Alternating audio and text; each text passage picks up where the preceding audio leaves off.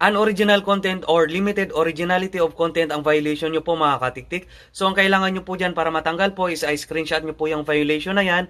Pagkatapos po is punta lang po tayo dito. Ayan, punta po tayo dyan mga katiktik, no. Pagkatapos, i-click po natin itong 3 dots po. Pagkatapos po, kunin po natin itong copy link. Okay? Pagkatapos po dyan is punta po tayo dito sa taas naman. Ayan. At dito po sa creator support. Pagkatapos po, dito naman sa monetization po. Ayan.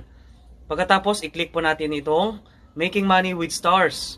Tapos, stars on FB Reels. So, i-click po natin itong contact us. Pagkatapos po, okay, page URL po. Yung kinapiling po natin, dyan po natin ipipaste. Ayan po, no? Ayan. Pagkatapos po, i-click po natin itong demonstration appeals. Ayan. Pagkatapos po, choose file, yung na-screenshot po natin